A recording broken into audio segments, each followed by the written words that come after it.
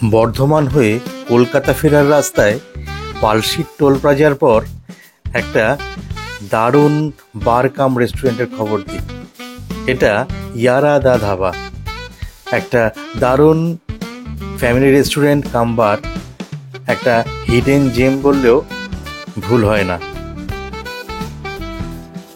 একটা দারুণ পরিবেশ এখানে, কি সুন্দর সাজানো গোছানো, একটু দেখুন। এটা বাইরের লনের সিটিং অ্যারেঞ্জমেন্ট, অদ্ভুত সুন্দর অ্যাম্বিয়েন্স। এই জায়গাটা আমরা এনজয় করেছিলাম সেদিন NH-19 দিয়ে ফেরার সময়, খুব সুন্দর লাগলো।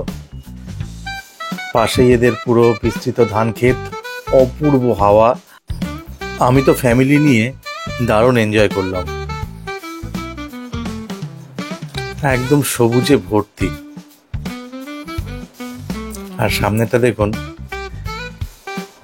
একটা ওল্ড স্কুটার রাখা আছে, আর ওপাশটায় ওদের কোয়েলের চাষ হয়। এখানে কোয়েল পাখিও পাওয়া যায়, লাইভ ওরা রান্না করে দেয়।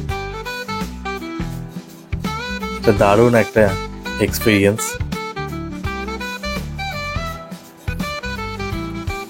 দারুণ মজা করলাম, দারুণ।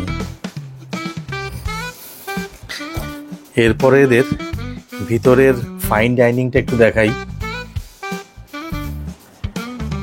আমরা দুপুরে লাঞ্চে গেছিলাম,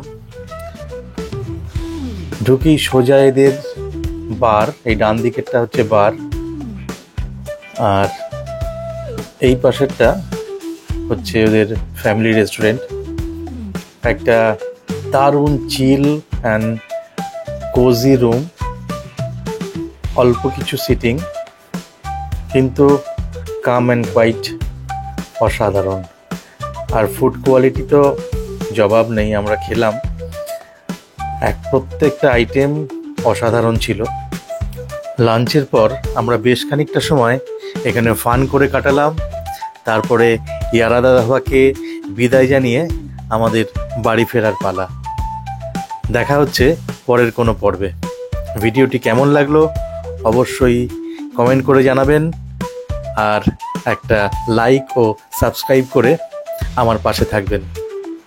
দেখা হচ্ছে পরের কোনো পর্বে।